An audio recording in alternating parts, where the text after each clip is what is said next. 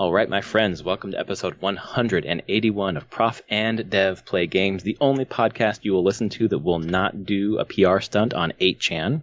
I am the Professor Larry at Prof Plays Games. Over there is Anthony Dev at Summerspeak. How's it going, man? God damn it. I had forgotten about that. I had happily forgotten about that. God damn it, What THQ Nordic. God. What the fuck? They asked us, and we said, sure. Have you... They said they'd take care of the bad stuff. Oh, THQ Nordic. Blah, blah, blah. You either don't know what 8chan is, or you really do know what 8chan is. And I think it's probably the latter. Oh, I know what 8chan is. That is... No, I didn't mean you. I meant those guys. Those guys? They either or they know what it is and are completely okay with it. That's what I'm talking about. Yeah. So if you don't know what we're talking about, we're not going to recap it. Just go Google that shit. Yeah. I'm pretty sure you could just Google THQ Nordic, and the first thing Google will put of like recent news for THQ Nordic will be exactly what we're talking about. Whoa, man. What a way to just ding your brand. Yeah. Well, this episode, we are going to talk about February and what went wrong. Up until the last couple of months, people were talking about February being just like this dumping ground of just huge, great games. It's going to be an amazing month. And I feel like most of what I've heard people do this month is go back and play Breath of the Wild.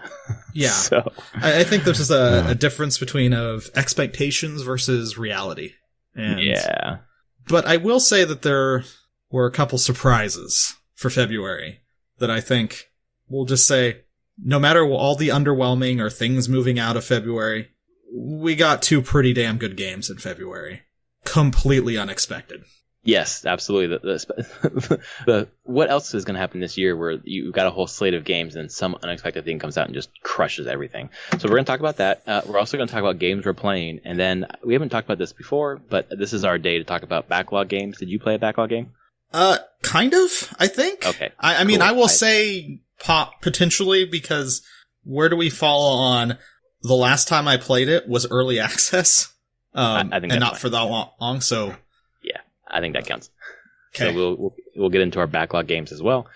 But yeah, let's start with February. Just a real quick rehash. Just the games that were supposed to come out and just make this a killer month at least for tons of big games was Anthem, obviously, Metro Exodus. Yep.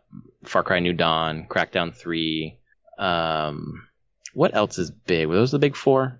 Those were the big four that I know of. Okay. Did anything move out of February? I thought The Division was in February and moved to March 15th. Maybe it was always March 15th. I can't remember exactly. But, obviously Anthem was supposed to be the February killer, and Exodus, it's I wouldn't say niche game, but it has a core audience that's not huge.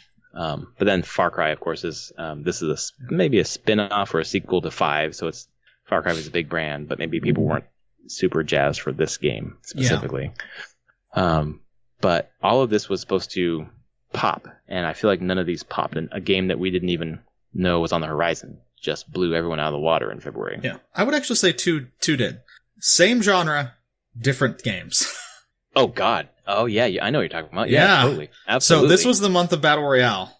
Yeah. Exploding. And you thought it exploded with Fortnite, but I think it exploded even more. Specifically, of course, Apex continuing that trend. And I think that actually may have been the final, stake to the heart of PUBG, honestly. Yeah, I feel like Black Ops 4 dug in a bit, but then with Apex Legends kind of outclass them. I've played both of them, and I didn't find anything compelling like I have in Apex with the squad mechanic and kind of the hero / battle royale. But then it's free. It's free to play. Yep. So of course everyone's going to jump in, and that's the killer piece right there. Everyone's going to jump in, and it's a good game. Yep. It's quality, well done. There was another person I work with who pretty much, he's done PUBG with his son. Never really liked it all that much, but played it because his son wanted to play it and everything. Yeah. But me and my friend Carl played with him on Friday, end of day. We're just like, hop in. He wanted because his son now wants to play Apex. And he's like, I got to know. So this is his first time playing? Yeah, and his first time playing. And he got done with it, and he's like, that was interesting. And then he went back and played with his son for a couple more hours. that night and came out. He's like, this is great. He's like, I have not enjoyed a battle royale this one until this one. He's like, I really like the squad stuff. He's like, I love the characters now that I get my head wrapped around it all. The speed of it, everything. So it converted him to battle royale.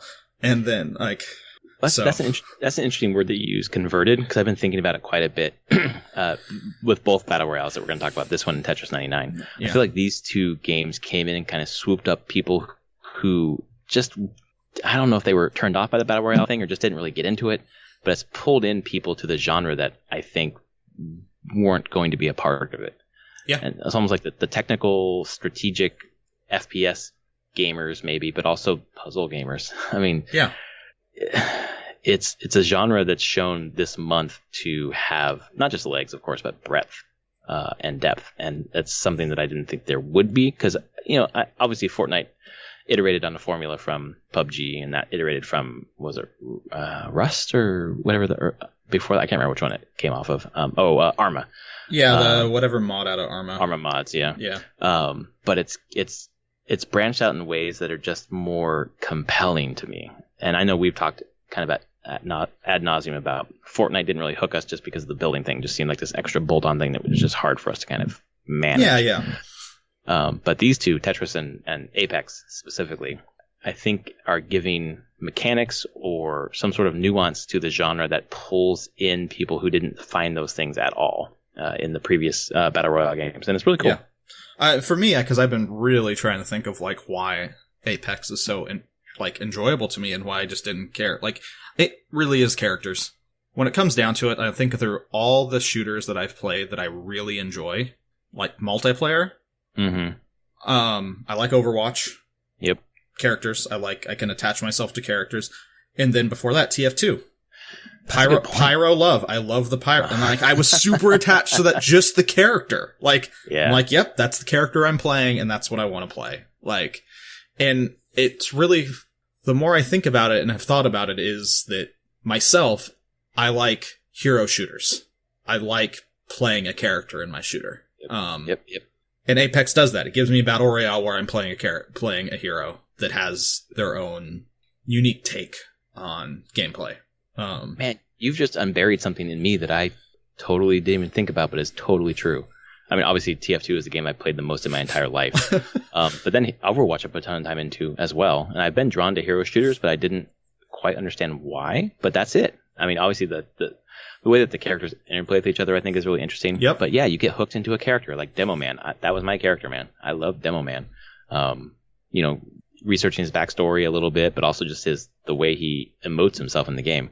I don't know if I'm that into the characters yet in Apex, but they definitely draw me in, where I'm curious about Bloodhound. I'm curious about what kind of person that is, and why I think it's Bangalore, such a badass. I didn't even think of that. That pretty much nails it down for me. Yeah. Exactly why I'm into those games. And that's why that one works. And then, as you said, Tetris 99 just expands out Battle Royale to show, you can do these large competitive multiplayer things in crazy different ways. Whoever thought you would be playing Tetris against 98 other people, right? That was on no one's radar. No. How the hell does this... Would you even think of doing that? But it works, and it works really well. Shockingly so, and it makes me go man, I want to... It will never happen. And I can't make it happen because EA owns the property. But my God, I want Bookworm Royale. Oh my God, it would be so good. Bookworm Hero, or Bookworm Adventure style. 100 people just fighting each other. God, it'd be so good. Right. Can't do it though. Don't own that property. Reskin it. Letterquest. Nope. We already did that. God. Sorry, I shouldn't have mentioned Worm of Bookcraft. Worm of Bookcraft. There we go. I won't get sued for that one, right? Now someone's going to steal that. Oh, yeah. You'll never know until you try. Yeah. But it kind of makes you, it does make you start to think, what else could fit into that genre in a way. In terms of Nintendo properties, I always think about Splatoon. Yeah. But I keep not figuring out how they would do it, because the base of that game is just covering territory. It's not really about killing the other players, So I'm not sure how that would work. but it's just kind of like tantalizing. I still want Breath of the Wild. Was about to fucking say that. Real. Yeah, me too. That's the one that would just be so easy to just drop 100 links into an area and just have bows and swords. Yeah, and pick up whatever you want. Your first weapon you get, guess what? Is a branch. Enjoy. Yeah, Figure it out. It's gonna go on and whack people with the branch. I know that would have been so great, but I'm not sure exactly how they would monetize that. Not just like, I don't see how they would monetize Breath of the Wild. I think a company could. I don't see how Nintendo would do it. Yeah. Honestly, and even then, I will be honest, the last few weeks at my job, we've been doing a lot of thinking about client-server architecture, and especially server backend. Oh, yeah. Running those, I mean, Apex is 60 players?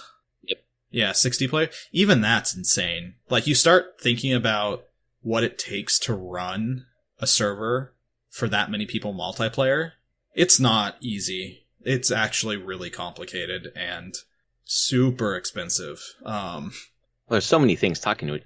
There's so much talking to each other. The actual, like, server itself needs to be talking to everyone and sending stuff to everyone. So you start hitting not just CPU limits and bottlenecks, a little bit of memory, but the network card, actually. Like, the server's networking, really? Like, because how it has to be sending all this data out to how many connections all at once, constantly, and those, it can be a bottleneck, honestly, in the system. So, I have learned that, like, Fortnite, most games of Fortnite actually run on 2 servers, 50 players on each one, and then the servers talk to each other. Right.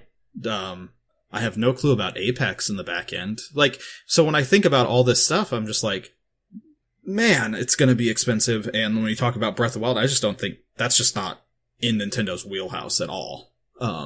No, definitely not. Online shit like that? No way. Yeah.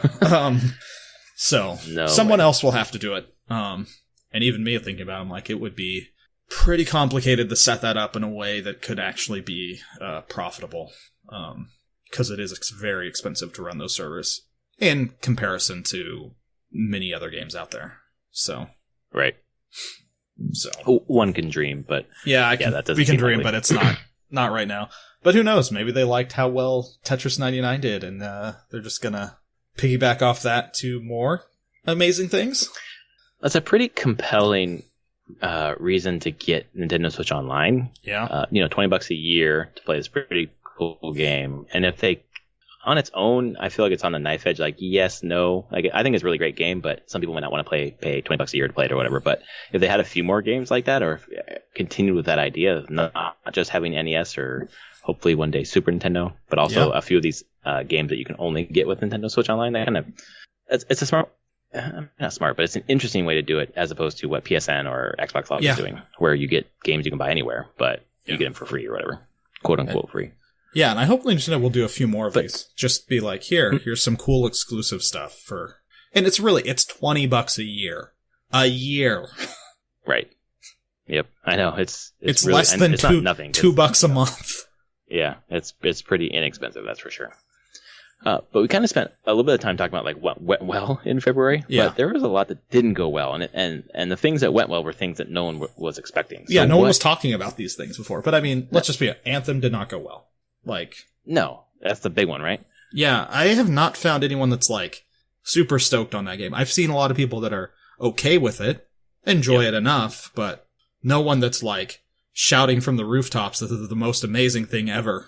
I feel like most that I've heard enthusiasm-wise is that in 6 months this will be okay. Like, wow, that's not a ringing endorsement. Yeah, it just feels like a fall for BioWare, honestly. And I don't know if it's because EA was trying to shoehorn things in, or if this is just what BioWare wanted to do. It's not the same BioWare, obviously, but no, I have a hard time. I don't honestly know how much EA pushes around on BioWare overall. I can just have my experiences of PopCap, and it was less. They had less, like, they had more upfront of being like not greenlighting projects to continue. Mm-hmm. And they less manipulated once a game was past that point. Right. They're like, we greenlit it. It's your job to make it good. But they do have an entire department that's all about monetization, so I'm sure that they had a lot to say in how this game was monetized. Yeah. But they probably didn't have much to say about how it was constructed, though. Yeah. And gameplay and story and stuff like that. They honestly, that the EA leaves the teams to do that work. Yeah, so that falls on BioWare, and that's really where this game falls down. Yeah. From what I've heard, and obviously some of the stuff we played in the demo. Just the gameplay itself, in terms of what you are doing, seems so not compelling, which is hard. The game that I played for my backlog was actually a BioWare game, and I put 30, 40 minutes into it, and I am hooked. I'm very curious which it is.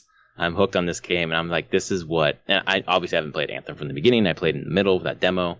I played for a couple hours, and there's story and gameplay or whatever else. And this was mainly story. It was just intricate dialogue and getting to know characters and getting to know characters' backstory, different factions, different things going on. And it was just so well done and compelling to me that I wanted to keep playing, but I had to come here. I'm and do this so podcast. Confused. Yeah. I'm not going to guess right now. I've got an idea, maybe, but I'm like, no way in hell. Wow. Okay. I don't know what is completely happening over at BioWare. I worry, though, a lot now after this. I'm hoping the next Dragon Age will be cool. Maybe. Oh, God. I mean, do what you did with the last one, but shrink it a bit. Yeah, I mean, it should be okay. But I'm like, that's fine. Just shrink the world a bit less. Don't give us another Hinterlands, please. You can give us a Hinterlands, just get us out of the Hinterlands in the appropriate time the first time we're in there. Give us a reason to leave or gate it off the first time you're there. Like, I get that you don't want to railroad people through completely, but you need to do that a little bit more probably at the beginning. Yeah, because once I read, it was very clear after a while. I played when it first came out and wasn't really looking at games media, so I just kept playing when you got it too, and I just was stuck, and you kept going on. I was like, all right, well, I got other things to do. Life got in the way or whatever. And then when I came back to the game a couple years later, first I started reading top tips for Dragon Age Inquisition, and the first one was get out of the Hinterlands, and I was like, oh, I should leave this place. When I turned it back on, I moved out, and I was like, oh, there's more to this game than this area. I get it now. Yeah. I don't know. So Anthem, obviously. Yeah. Of the big four that I mentioned earlier, Anthem, Metro Exodus, Far Cry, and Crackdown 3. Of those four, the one that reviewed the best, critically, was Metro Exodus. Yeah, I could see that. I've heard people, this is the thing, the small amount that I've heard of it is that it's actually really good. Right. But I don't hear a lot about it, honestly. Me neither, because the audience, I feel like, is just smaller. It is it's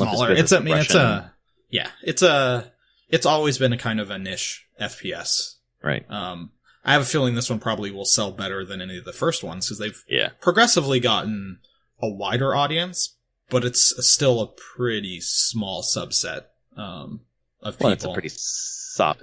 In the end, it ended up being a pretty soft month, so if people were looking for a pretty good game this month, that was it. Yeah. I also heard some good things about New Dawn, Far Cry New Dawn, even though I heard nothing about that game. Oh, really? I knew it came out. I was looking through the list, and I was like, what Far Cry came out? Where? I saw nothing of this game.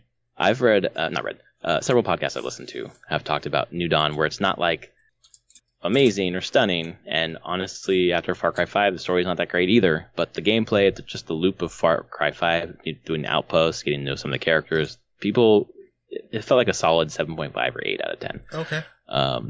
Just a fun 20-hour romp, and then you're done, which was more than I've heard people say about Anthem, or even Crackdown 3. Yeah, and we can get to that one where it's just completing the cycle of Crackdown, basically, and trying to do more than it really can in a lot of ways. Great ideas and concepts, and execution just lacking in some areas. I mean, that's pretty much sums up 2. It's a game I put probably an hour in or so, and it's basically a collectathon with Terry Crews. But after the first intro cutscene. Basically, it's just his grunts and his body or mocap, basically. Well, they can't pay for too much voice acting. Yeah, exactly. So it was all in the beginning. And my friend Brad played it and he enjoyed it. I think if you like Crackdown 1, you're going to like Crackdown 3. It's nothing earth-shattering, but it's just a fun game. So yeah. And if you factor in the value proposition, if you have Game Pass, it's kind of doesn't hurt anything to try it out. So, but yeah, this month really was. I mean, Apex and then obviously Tetris. That order just took everything over. Followed third by Anthem Hate. I think Anthem Hate was more exciting to people than Anthem itself. Just shitting on the game. I think people had some fun with that. Yeah. Not completely cool with that, but that's just no. I don't either. I feel like just a lot of YouTube videos are just hate clicks basically. Oh yeah, I mean that's the easiest thing to do though. Yeah. What is probably the easiest way for YouTube videos to get clicks this past month was Apex Legend beginner guides and for sure. Yep. Anthem Hate videos. Yeah. And ranting about EA. Let's just be honest. Like that. You want a successful channel? That's how you do it. Man, we should have just switched up our podcast, actually. We should. Well, we did a couple of Apex Legends podcasts. But we didn't tell people how to play, though. You got to say, this is the beginner podcast. We're going to tell you the tips and tricks to get amazing at Apex, which we're not. So one time in Apex Legends, in the last episode, was the last episode? Right about a 19-minute mark or so, Anthony and I jump in with a random, and I'm so good at Apex Legends that I was shooting my teammate because I didn't realize he was my teammate. Yep. Because I didn't recognize the name. So I'm really bad at the game. Yeah. It's so fun. It's fun as fuck. Yeah. And I don't like giving crap on EA, unfortunately. I'm sure it could get lots of listens, but through the whole thing, I'm just like, yeah, it's easy to be angry and hateful towards like the big giant corporation that just wants to make money, but it's not as black and white as that. Now seeing the being inside that big system, right? It's less hate and it's more just expected and sad, out of my opinions. Well, the thing that I have not liked is because of the hate for EA, people want to pile onto this game so it can give EA another loss or whatever. Like it's a fucking sport, and it's not. I mean, the only thing it's going to do, if this does well, it will be EA just killing BioWare completely, and then guess what? You don't get any BioWare games ever. Right. That's just done. Like there's probably not going to be another Mass Effect. I'll just put that out there. Yeah. Like we might see one in a decade, maybe, but there's a good chance that it's just going to be just retired, and until maybe some other internal studio tries to pitch something, but that's so sad. But yeah, such a great series. It is. I guess that's our take on February. Yeah. What have you been playing lately? So, beyond the bits of Apex Legends here and there, it's kind of my backlog. I played it for a little bit in early access, quite a while ago, year and a half. But I was like, going through my list, I'm like, I will let this slide. It came out of early access, Subnautica. Oh, yeah. Uh-huh. And holy crap, have I put a lot of hours into that game already. Really? I've put like 10 in. Because it came out last January. It came out of early access. I mean, it's just, it's survival, exploration, like you have the normal stuff there, except it's all underwater on an alien planet. The difference on like this is the map is fixed, so there's not randomness to the map at all. I thought it was random. Okay. Nope, no randomness. Everything is fixed, and it has a story driving you through it. It's kind of sparse, but I mean, there's mysteries of this alien world, like why your ship crashed. There's all sorts of logs and voice-acted audio diaries of trying to figure out, like, why did the ship crash? What's going on? What is special about this planet that you're on? So there's a narrative hook to it that I didn't realize there is a narrative hook to it. Okay. It is sparse, and I will say I don't think you'll like this game because it's lonely, so lonely. Yeah, like No Man's Sky. Oh yeah, this Yeah. is far better than No Man's Sky, and it's just that it's super pretty under the water, and it's scary as hell sometimes. Yeah. Giant Like jump freaking scares kind of fish. Yeah. Hmm. You're like going around in the dark depths in your little tiny one-man little submarine that you've built, and you get chomped on by a giant Leviathan thing that came out of nowhere. But imagine that in VR. Oh yeah, it actually is. I'm like start up, I'm like install. I'm like, oh, it's a VR game too. That just would make me puke, I think. But I think this thing would terrify you at times. What made me even think about it in my backlog of like sitting there was that they just started early access on the sequel to it. This is Unknown Worlds did this. Subnautica Below Zero just came out sometime early, a couple weeks ago. Right, that's what I remember seeing. And it's just early access still. They're doing it the same way that they did the first Subnautica. I'll wait. I'll just wait until it comes out of early access on this one. Right. But Unknown Worlds, the guys who did this, they made have you ever heard of Natural Selection? Did you ever hear of that concept? mod? No. It was originally a Half-Life mod. Oh yeah, actually I have. Natural Selection, where you played like Marines and aliens, and you had different classes, and you had a little bit of base building on the Marine side, and yeah, it was and then they did Natural Selection 2, which was a standalone game, and then Subnautica.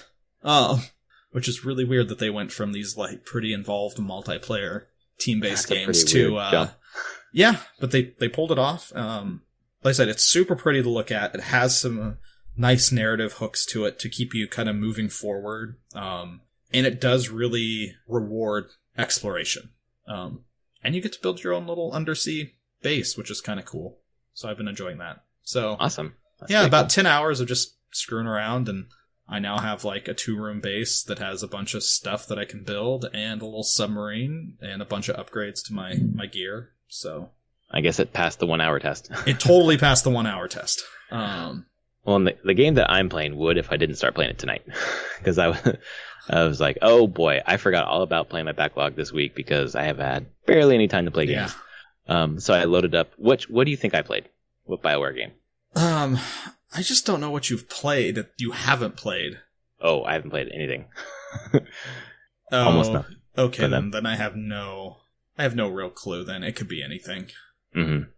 So I loaded up Dragon Age Origins. Okay, the first. All right. Is it the first one? Yeah, that's the first one. Yeah, it's on the Xbox One, so it's 360 backwards compatible game.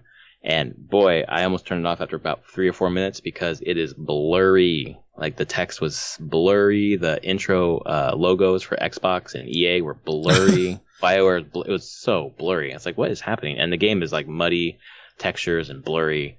It just doesn't run that well. And I was just like, okay, I'm not going to get past 5 minutes of this. I was feeling a little nauseous because how blurry it was. And then the story kicked in. And then I was like, all right, I want to know. I chose like a dwarf. I was just like going really quickly through because I had a time crunch. I didn't really care who I played as. And then I got interested in the story. Like I'm playing this castless dwarf, I guess, who is basically him and his sister are doing jobs for this dwarf who almost like as slaves to kind of get their freedom or whatever. And then just running into different side characters, trying to like track down one guy for this job. And you're in the origin portion.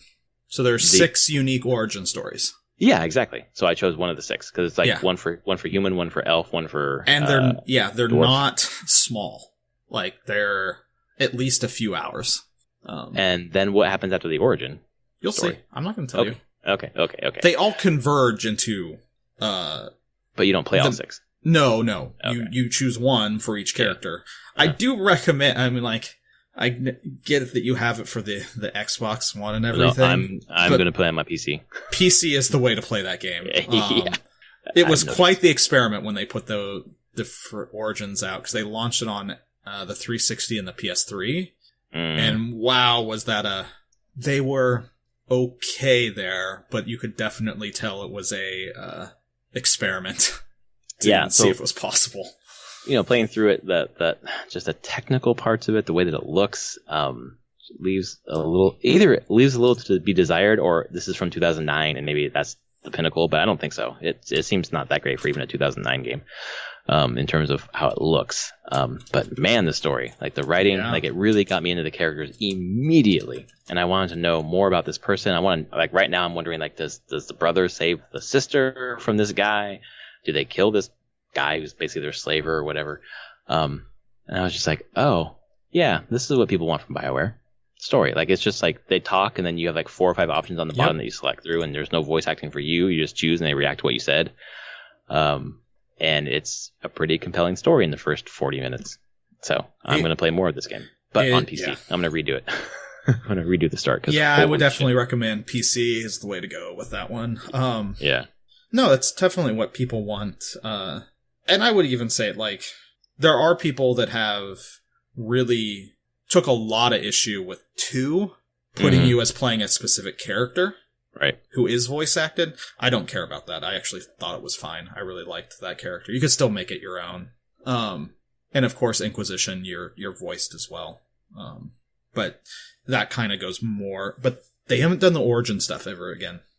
But you have to understand, most people would only play this game once, right? So only a percentage of your audience would. You're putting a lot of effort and development time into 6 stories that very few percentage of your total player base will actually see each one. So right, because I'm not going to go back through and play it again. Yeah. Although it's really, you just be playing the first couple hours, right? Yeah, I mean, it's really good, and I really appreciate it, but it's just one of those things you're like, wow, this would be a really hard sell for a AAA game at this point. Right. But I mean...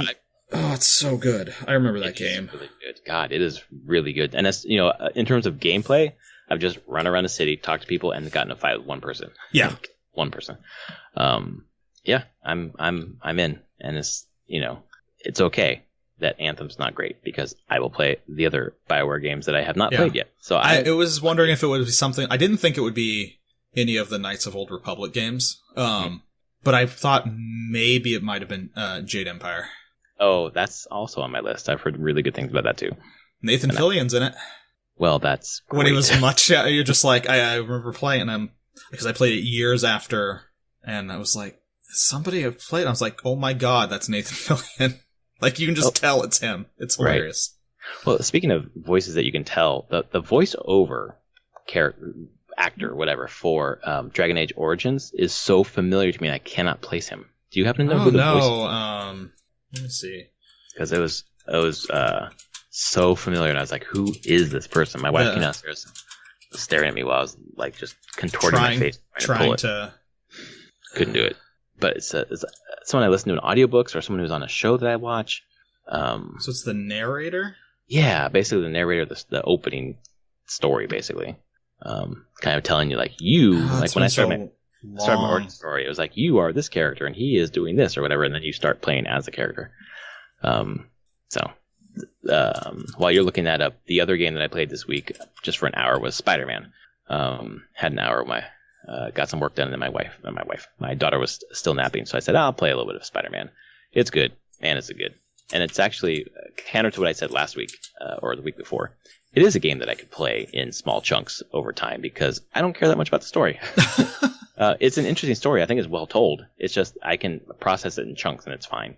And just the gameplay is fantastic. It's too much of a collectathon.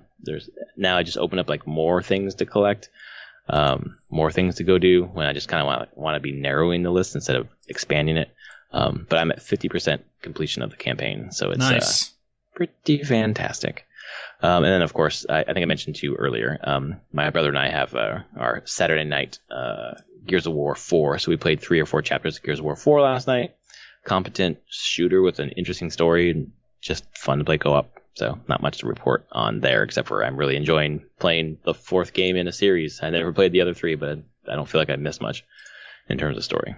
So yeah, I mean, it's kind of, I'm sure there are small references here and there that you would pick up on if you'd played the others, but I don't think you have to worry about it as long as the story itself right now seems good enough.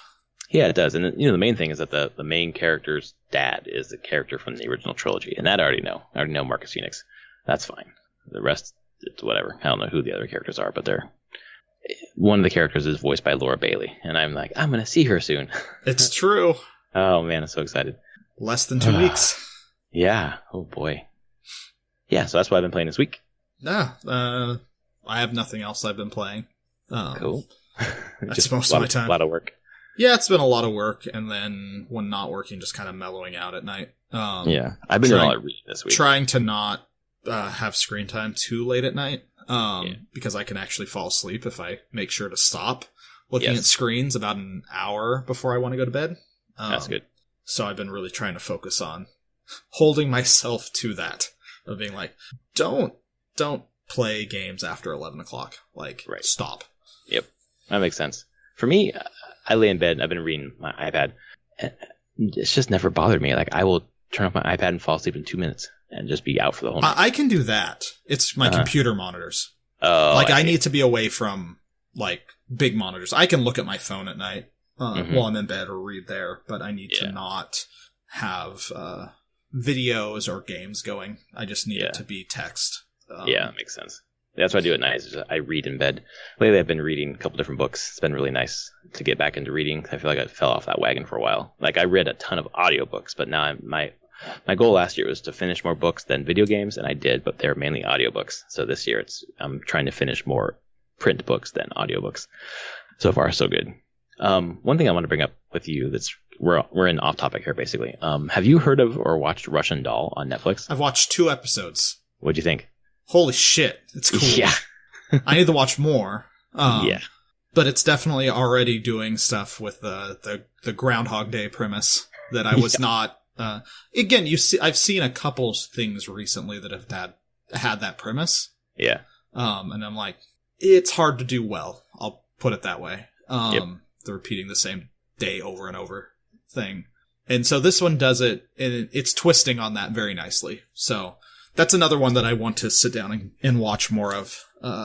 Because I got 2 episodes in, and that was one of the nights where I'm like, I just have to stop. I cannot keep binging this. I have to, it's just after 11. I can't watch anymore. I need to stop. And I haven't got back to watching more of it yet. Yeah, that makes sense. My wife and I think 3 nights or 4 nights, and then that was it. Then they're half an hour episodes, and there's only 8 episodes, so it was easy. But it was something we kept talking about, like, after it was done, in between episodes, like, testing theories or hypotheses. And the thing I like about it is that it twists the premise almost every episode, and it just, like, advances it. Like, it's not just dwelling on, like, their one trick. Then they they expand on it, and it's just, like, it's fucking awesome. That was really good. I just love having things like that exist in the world where it's like this, this quick shot of a story, and it's over, and it's really compelling, lots to think about, and then you move on and watch something else. It's true. And, oh, man. I mean, we have, a month and a half until Game of Thrones? I'm going to rewatch season 7 before it starts, just so I can remember where the TV show was at, because I'm rereading the books right now, an audiobook, and I'm like, okay, I need to watch the series again so I know where they're at, because I'm now back into George R. R. Martin's story. Yes. Where they're at is all hell's breaking loose, basically. Dany's making out with Tyrion, no, not Tyrion. Fuck. Jon. Yes, Tyrion. With Jon, and then Tyrion knows this, and the wall has fallen. Yep. He's got a fucking zombie dragon coming. Zombie dragon. Oh my god. This is going to be so weird. It's going to be weird. See that Martin declined to do a cameo in the final season. Yeah. And I don't know if that's because he's busy or he's just like, fuck these guys. I don't think it's fun. I think it is more like, I don't think it's, from him, I would not expect him to be so negative about it. I think it's mostly, might just be like, I don't want to put myself in this at all. Yeah. I don't want to have that distraction for people to see me. Yeah, that's true. Like Ed Sheeran. Yeah. Yeah, I don't, any prediction who's going to be sitting in the throne? Will there even be a throne? Oh, that's a good prediction too. If there is one, it's either, it'd be too good for it to be Tyrion. It can't be Tyrion. It's either Jon or Varys is my guess. Yeah. I want it to be Tyrion. I do too. Jesus. I just can't see that happen. That's just too much wish fulfillment, I think. Yeah, at this point. The Night King. Oh man, someone said Mortal Kombat 11, the DLC character. There was a freaking just like wish list, and they're like, number 1 on my wish list is the Night King from Game of Thrones as a guest character in Mortal Kombat 11. Oh my god, that'd be freaking incredible, but obviously not gonna happen. We'll just make this into a full-on pop culture Smash Brothers. Yeah, why not? Just Why bring in all those characters. Actually, can we just have someone should just make a Game of Thrones fighter. I mean, it's bound to be better than any of the other games that have been Game of Thrones. Well, that'd be just like Smash because you have like 25 swordmen and women. That's true. Everyone has a freaking sword. I don't know. The Red Woman would be pretty fun to play as. Shooting demon babies out of her crotch. Arya with a little rapier. Well, she'd be the Kirby of that game because she'd just turn into anybody. That's true. She can now. That's great. Oh, man, so many Game of Thrones spoilers here. Yeah. I don't even know how you can... I don't even want to reread the books at this point. Not until... Yeah, this is like my 5th time. I just need... I'll reread the books again when I know that another one's going to come out at some point. If it's ever going to end. That's what this reread has been, is I thought 2 years ago it was coming out, so I reread the first one and I was wrong. I was like, fuck. Then I reread the second one the next year. I'm like, well, I'm still wrong. Now I'm rereading the third one this year before this season. Because I'm like, oh, it's got to be at the end of the season it's going to come out. No. And I'm probably going to be wrong, too. I don't even know when we're getting another book. It's not going to happen. At this point, I'm just like, I don't even know. Like, no. I'm just going to have to take how the show ends because I doubt I'm ever going to get an actual ending. Right. I just more from, I'm like, at what point does Martin just say, yeah, I'm just not going to write another one of these? Like, here's what I got done with, what's the next one coming out? Winds of Winter. Yeah. And then Dream of Spring. Here's what I have of Winds of Winter. Here's an outline. Here's what I had written, the chapters that I had made, and that's the book, and there's going to be no final book. Enjoy. God. Because I'm done writing it, and I'm like, oh. That just makes me feel so grateful that there was a show, because at least there's some sort of ending, even though it's probably not the one that's going to be so satisfying, because most of the characters, the whole, for example, the Brienne storyline where basically she's hung, and she says one word, and we don't know what that word is. We never got back to that. No, we've never gotten back to that, and there's still a big part of me that just wonders how much that actually matters. In his story or the in show? His story, too. Like, it's going to be a side thing, but how much is it going to be an overarching thing that really matters? Well, it depends on how much you care about the characters, because I think you could probably say something about Brienne in general. Like, how much do you care? Like, she weaves into, Jaime's storyline and Caitlyn's storyline or whatever else, but if she wasn't in the story, then I don't know if you care how her story ends. But I really like that side character for some reason. So I like her a lot. Yeah. But when I think of, like, the overall big story that's being told across the 9 books at this point. Oh yeah, right. How much that actually matters? How much of all that stuff is actually relevant to that? Well, yeah. Look at what's his name? Quentin? No, not Quentin. Maybe it was Quentin in Dance with Dragons, where he he thinks he's going to marry Dany, and then he ends up dying at the end. Oh right, yeah. We're like, that didn't matter for shit. That didn't matter at all. You're like, what is this character here for? Just to die to a dragon. That's it. I feel like Dany well, let's be honest. Dany's storyline was so worthless in the books for so much of it. I think it just was so circular. A swirling vortex of like nothing. It just it keeps running circles and never going anywhere. And I will say that I have enjoyed that the TV show has kind of pushed that forward more. Me too. Every time I get to an audio, her chapter, I'm just kind of like, oh. There's so many more compelling characters than Dany. I just really can't stand her. Yeah. And it's just how it's written in the books. There's just a lot of times where she's not doing a whole lot of anything. Right. And then it ends up where she's back where she started. Yeah. Good God. All right. Well, I'm glad that at least the show moved her forward. But there are so many more compelling female characters in that book that I like. I even like Cersei better than her. And Cersei. I think Cersei is quite a compelling character. She's really well written. Evil. Completely and totally evil. Yeah. But incredibly well written and super interesting to read and think about. Right. No, I totally agree. Like, she's not a 2D evil character. She is a fully realized evil character on multiple levels with actual motivation that you understand. Right. Yeah, and I feel like the only 2D evil character we have in the book is the Night King. Yeah. And we're going to find out more about him. Who the hell knows? And we're kind of, if the show is how he was created, really? Right. Yeah. Then it's like, yeah, he's a stereotypical evil character but it's a reflection on the horrible things that the people in the past have done. Yep. Yeah, it definitely made it make more sense. Like, Yeah. oh, this isn't just like this nameless evil. There is actually a reason for this. Yeah, it's just an out of control weapon at this point, for the most Exactly. part. Right. I don't know. We are way off topic, but yes, way off topic. But this was a video game podcast. Yeah. Prof and Dev Play Games, episode 181. Thank you so much for hanging out till the end here. He is at Summerspeak. I am at Prof Plays Games. Hit us up on Twitter if you're still here. Let us know who you think is going to sit on the Iron Throne at the end of this whole shit. If you like this weird amalgam of pop culture plus video games, we're on Patreon, Prof and Dev Play Games. Check us out. Check out the $1 and $5 tiers. And we will be back next week for episode 182, where we will talk about something great. yes, something. All right, folks. See you later. All right, later.